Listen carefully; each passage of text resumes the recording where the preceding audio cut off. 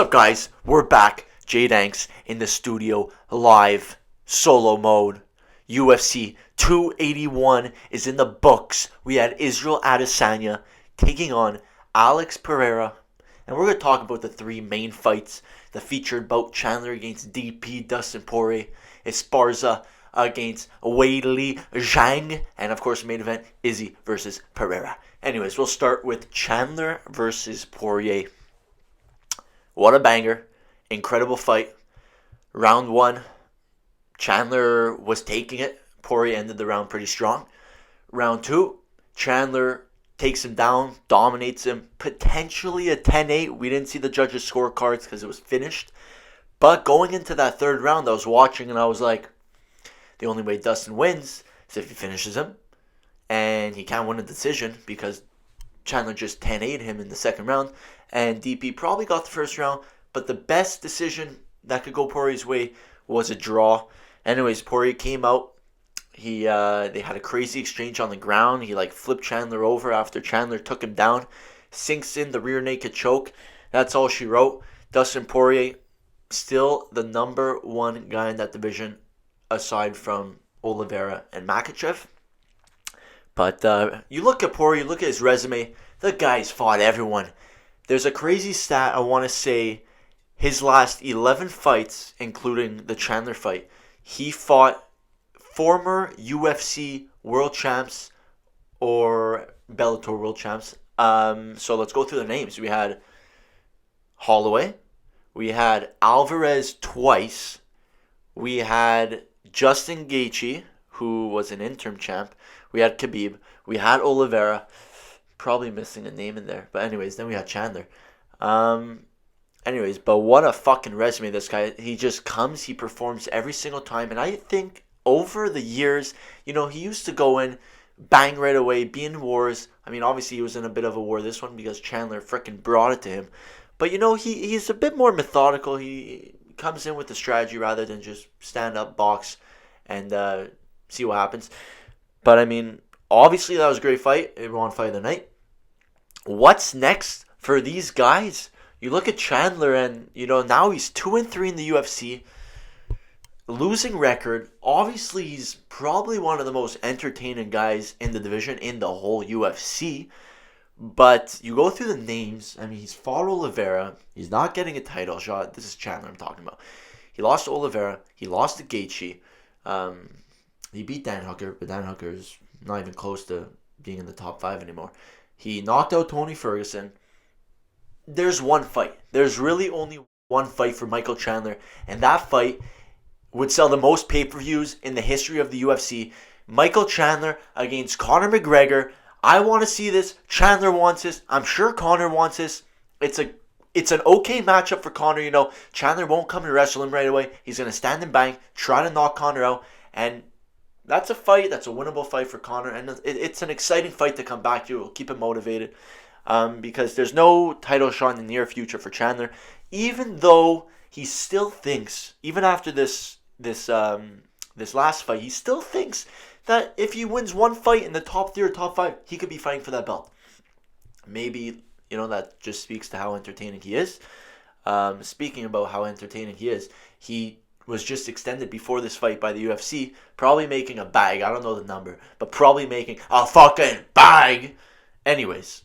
You look at DP. Guy's been through it all. Fought for the belt twice, plus one time for the interim. Won.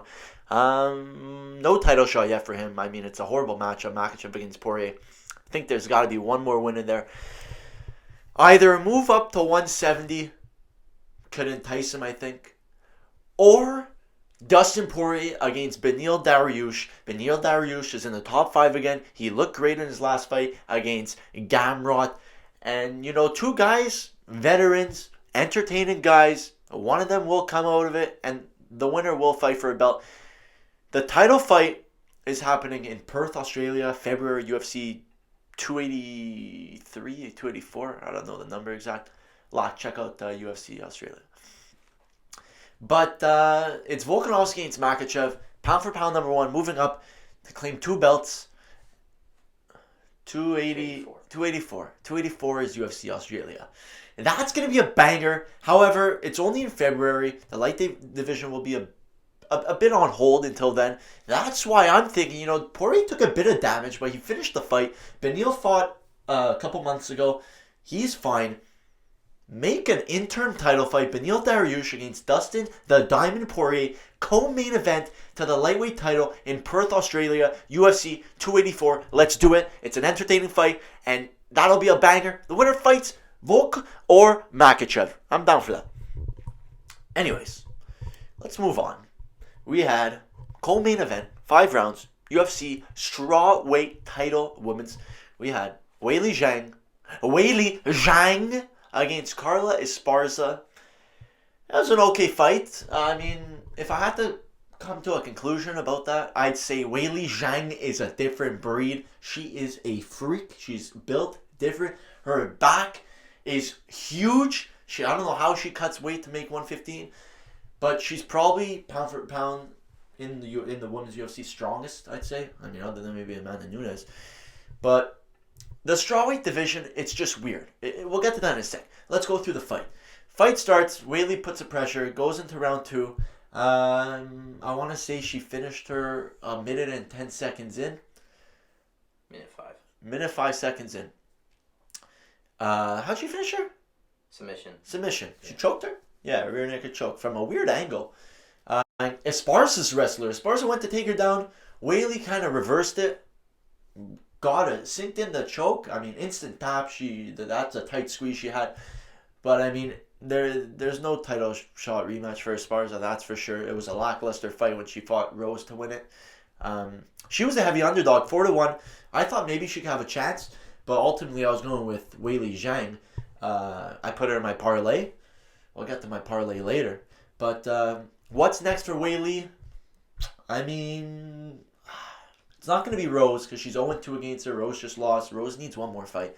I'm going to go with woman who just beat Marina Rodriguez. I'm going to go with Lemos against Weili Zhang. I mean, listen, not a huge name, but that's the strawweight division. You have your top guys and then relatively unknown guys. My dog has to stop barking or I'm going to lose my mind. But anyways, so yeah, that's my pick for the UFC strawweight title fight. Next is Lemos against Weili. Esparza, you could go take a hike. It's so fucking weird, that division, because you have Zhang, who's, officially the champ right now. But Zhang, beat Esparza, but Esparza is 2-0 against Rose Namajunas, and Rose is 2-0 against Zhang. So it's a weird trifecta that's going on there, and it's not a deep division, let's be real. Even when I say the name Amanda Lemos, like, most people probably don't know who she is, especially for the casual fan, but it just speaks to the fact that the UFC, some of the divisions, they're not too deep. They got to start signing some more talent, look elsewhere, and they got to start promoting, they got to start promoting a bit more. Anyways, moving on to the main event, Israel Adesanya, as Ariel Helwani calls him. Anyways, we had Izzy against Pereira. Crazy story coming into this fight. The promo, I watched it 100 times. It just gets me going. It got me excited to watch this fight. I wonder how many pay-per-views it sold. Check how many pay-per-views it sold. Anyways, Pereira was 2-0 against Izzy. In kickboxing, of course. First fight, very close decision. Could have gone either way. Second fight, I did watch that second fight. Izzy knocked him. You got the standing 8 count. If it wasn't for that, he probably would have finished him, knocked his ass to the floor, to the mat. But ultimately, he got the 8 count. Pereira came back, he recovered. And then, hit him with the signature left hook right to the chin of Izzy. That's all she wrote. Night. He took a nap. 2-0 for Pereira. Gets signed by the UFC. Listen, the guy fights at 185, but on fight night, reported he was 220 pounds, and that is just absurd because Israel doesn't cut much weight. He may be 190, 192 in there on fight night. Pereira looked like a ghost on the scale. I mean, Izzy didn't look great too, but Izzy doesn't cut much weight. Pereira cuts a lot of weight. He weighed a solid 25 pounds heavier than Israel, and you saw it in there. He looked bigger. They're listed both the same height, but there's no chance those two are the same fucking height. And obviously Pereira is a lot bigger than him, and you could see that.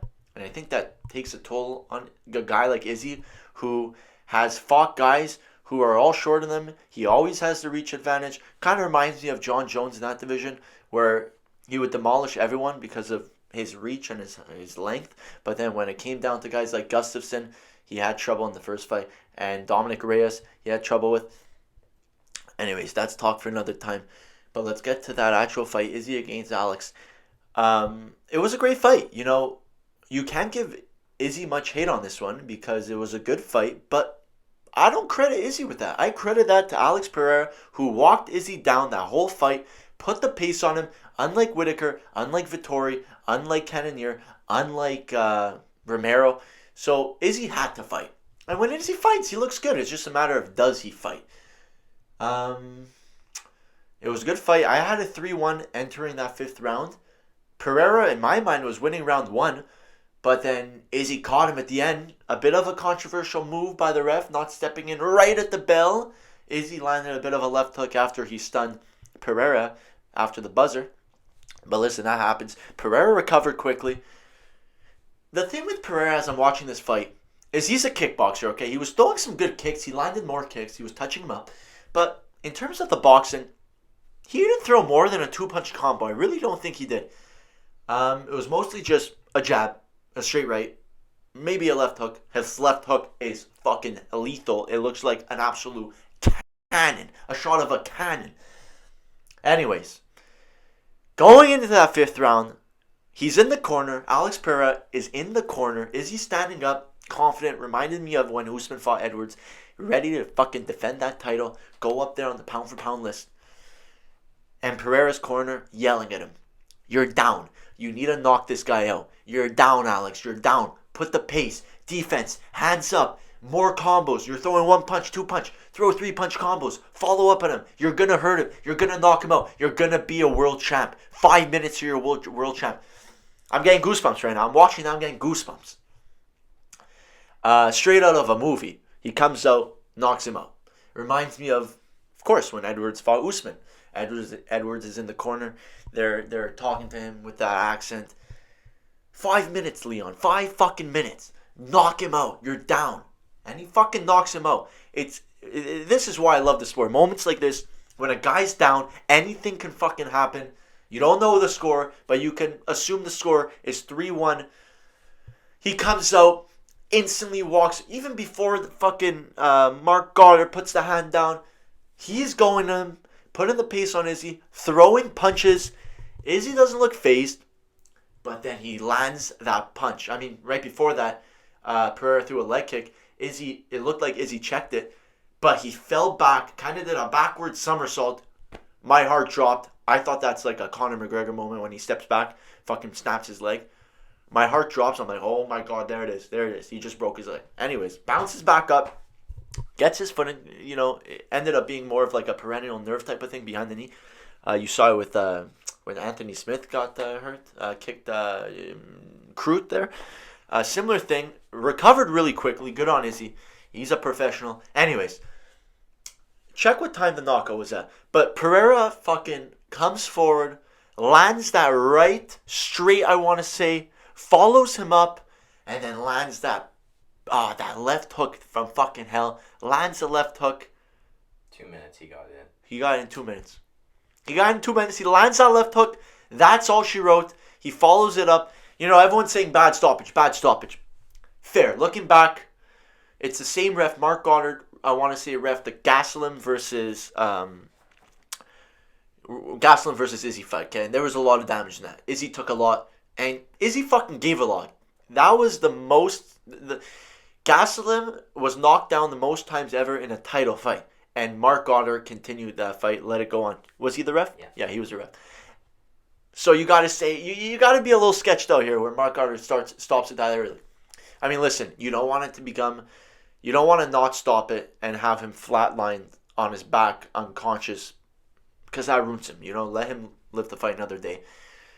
But I mean, I wish I had a camera up to get my reaction, because same thing with Usman. You're watching, you're just you're thinking about what's next for Usman. You're thinking about what's next for Izzy, and just like that, it's all over.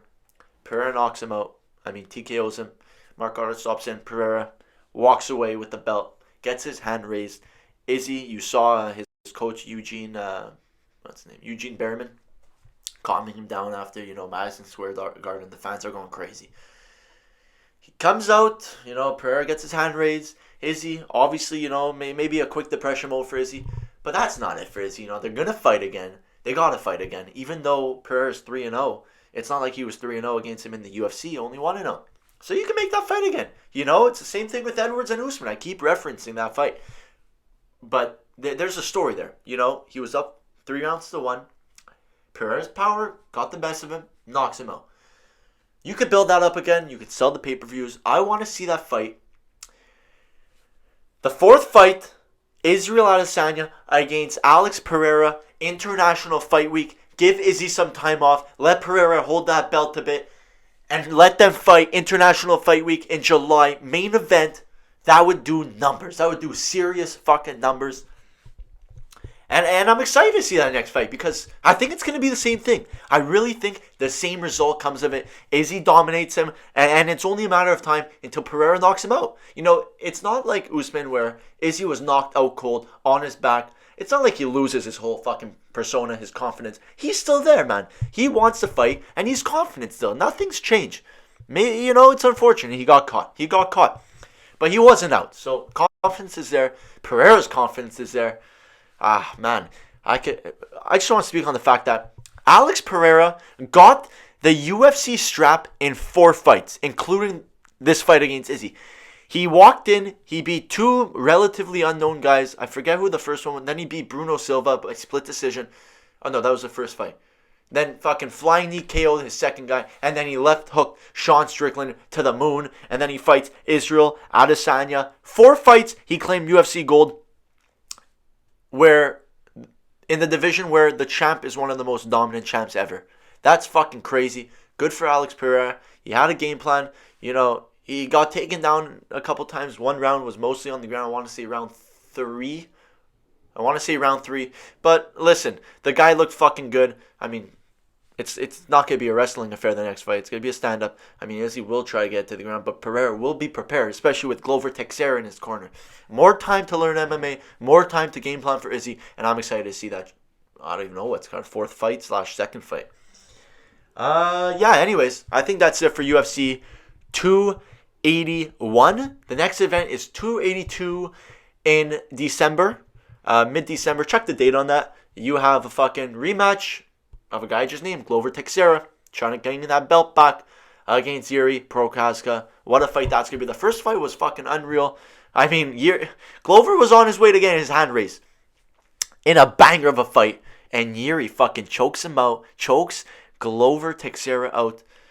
The BJJ specialist, one of the best grapplers ever to walk face in the UFC octagon. And the co-main event, another big tilt at light heavyweight. You have Blachowicz against Ankalaev. Pretty sure, yeah. Blachowicz against Ankalaev. Yeah, and against Ankalaev, and it's in December 10th. December 10th. I'm excited for that. We'll have an episode where we preview that, recap it. Stay tuned, though. We're going to be posting frequently. I don't say this anymore, but make sure to fucking subscribe. If you're watching this, subscribe. Put the notifications on. Like, subscribe, comment. Guys, if you think that was a bad stoppage in the main event, Izzy against Pereira, I want you to comment below and tell me why. Because personally, you want to see Israel Adesanya? It's going to be the Adesanya fans. I have a friend who says that was a horrible stoppage, but would you rather see Israel Adesanya on his back, sleeping, taking a nap? No. Bad for the legacy. Let him go out on his feet. That's all she wrote. Guys, take care. We'll see you back.